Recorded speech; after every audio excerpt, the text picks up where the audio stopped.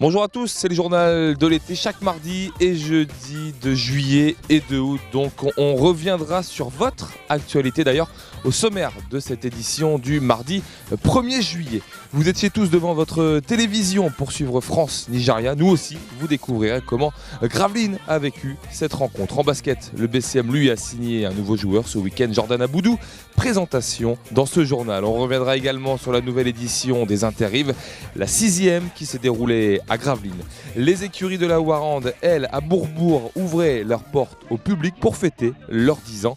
On terminera ce journal avec de l'élégance et de la grâce avec le club de natation synchronisé de Gravelines qui organisait son gala de fin de saison. Mais tout d'abord donc dans ce journal, la Coupe du Monde de football, personne ne peut y échapper. Certains se sont d'ailleurs laissé pousser la moustache pour l'occasion. Hier, lundi, la France jouait donc son 8e de finale contre le Nigeria, ambiance de fête à Gravelines.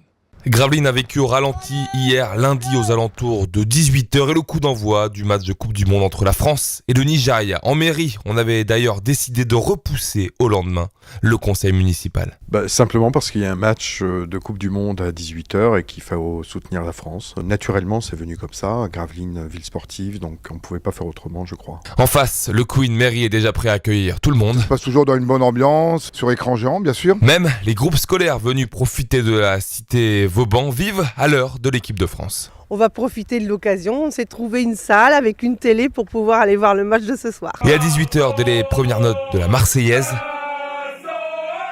chacun est devant la rencontre, que ce soit les collégiens d'Orchy ou au Queen Mairie. Moi, je dis 2-0 pour la France. Même l'équipe de France d'Aviron, qui vient tout juste d'arriver au parc, n'a qu'une seule chose en tête, se mettre devant un écran. Nous, on a toujours pour habitude de soutenir toutes les équipes de France, quel que soit le sport. Donc là, en plus, on a l'occasion d'avoir un écran géant. On essaie de voir ça et puis de suivre l'équipe de France jusqu'au bout du match, quoi. Paul Pogba ouvre le score à 10 minutes du terme. Joseph Yobo, dans le temps additionnel contre son camp, envoie la France en quart de finale. La joie est plus que présente au Queen Mairie. C'est un match exceptionnel, on a adoré. C'est génial, c'est superbe.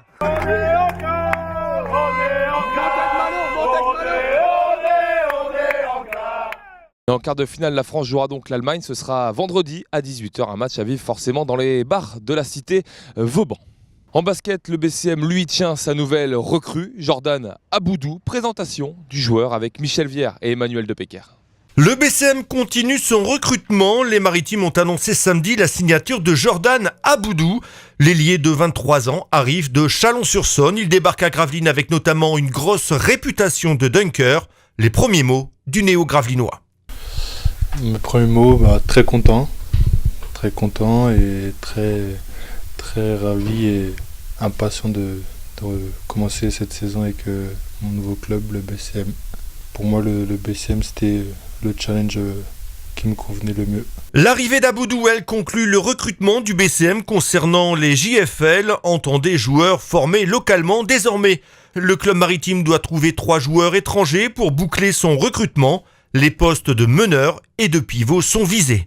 Jordan Aboudou, lui, a déjà hâte de découvrir Sportica et ses supporters avec ses nouvelles couleurs. Très grosse ambiance, petite salle, j'aime beaucoup et ouais, le public était très chaud ici. Donc maintenant je passe de leur côté, donc c'est cool quoi. Et le BCM s'active donc pour trouver des Américains. La première piste mènerait vers Billy Baron, un meneur US de 23 ans. De son côté, Abdoulaye Mbaye lui quitte le BCM pour rejoindre Rouen. Ce week-end, vous avez pu participer à la 6e édition des Interrives. C'est Bourbourg qui a remporté ces Intervilles façon Sivom Dela, dont le thème cette année, c'était bien évidemment la Coupe du Monde. Emmanuel Depecker. 4, 3, 2, 1, go! Chaque année, les Interrives sont organisées dans une commune différente, Grand-Fort-Philippe, Créhuic ou Bourbourg. Mais pour la 2e année consécutive, les Jeux se sont faits sur Gravelines. Normalement, on aurait dû le faire à l'accoutumée normalement à Grand-Fort. Mais avec les aléas en fait, des élections, etc., on a souhaité refaire cette année à Gravelines et partir vers Grand-Fort l'année prochaine.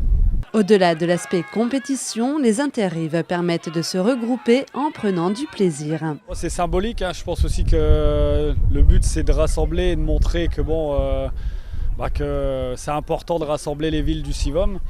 Mais je pense que c'est plus symbolique qu'autre chose, quoi. Et un moment de convivialité aussi. Et un moment de convivialité entre les villes, entre les joueurs. On a l'habitude de se rassembler lors de ces manifestations. Les organisateurs souhaitaient ouvrir les interrives au Sivom des rives de la Haye et de la Colme. Oui, donc on a fait des demandes en fait sur d'autres villes. Il y a certaines villes qui ont répondu présent à la première réunion, mais malheureusement ils n'ont pas décidé de suivre l'aventure avec nous. Le comité de pilotage espère que pour la 7e édition, d'autres communes du territoire viendront se joindre à eux pour passer un bon moment.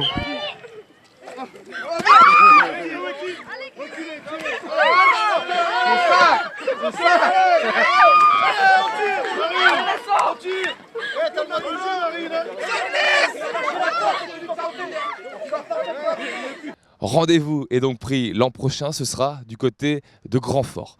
Direction maintenant Bourbourg, dans ce journal de l'été. Les écuries de la Warande fêtaient cette année leurs 10 ans. Pour l'occasion, une porte ouverte était organisée ce week-end. Emmanuel Depecker en a profité pour faire le point sur l'évolution de la structure bourbourgeoise. Installées depuis 2004 sur la commune de Bourbourg, les écuries de la Warande ne cessent d'évoluer. Il y a 10 ans, en 2004, en janvier 2004, avec l'aide de mon père, et puis qu'on a fait évoluer depuis quelques années. Et ces derniers temps, on est bien entouré de bénévoles, de gens motivés, donc tout doucement ça évolue, ça prend des proportions et voilà. Des bénévoles qui font partie de la jeune association équestre de la Warande Équilibre. Il s'agit de promouvoir l'équitation et toutes les activités qui s'y rapportent en organisant et en participant à des événements et des compétitions équestres.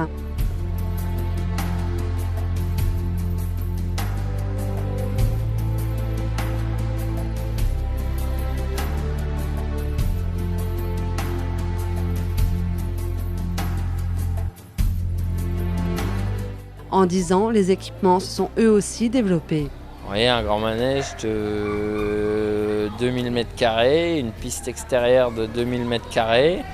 On est installé sur 5 hectares, des espaces verts, des chemins de balade, un bon coin, une bonne équipe dynamique. Les écuries de la Warande comptent 95 licenciés et 3 salariés à temps plein. On poursuit ce journal avec de la natation synchronisée. Le club de Gravelines vient de conclure une saison plutôt satisfaisante. Les médailles et podiums se sont accumulés tout au long de la saison. Pour fêter ça, un gala était organisé, histoire de conclure l'année sur une belle note. Emmanuel Depecker.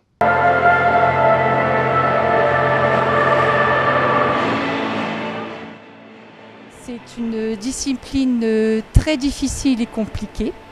Elle comprend de la natation sportive, donc elles ont un échauffement à chaque fois sur à peu près une demi-heure là-dessus, qui comprend tout ce qui est technique, respiration, voilà, qui complète.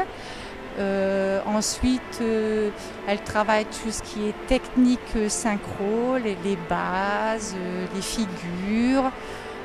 Et on travaille aussi les apnées, qui est important, parce que quand vous faites une figure verticale, il faut savoir tenir longtemps la tête sous l'eau, entre guillemets. Et ensuite, nous avons aussi un entraînement en salle, parce qu'elles ont des épreuves, ce qu'on appelle danse. Et là, il faut qu'elles travaillent tout ce qui est gym, c'est-à-dire faire la roue, faire le grand écart, voilà quoi. Le poirier, voilà. Il y a toute une épreuve comme ça, c'est pas uniquement dans l'eau.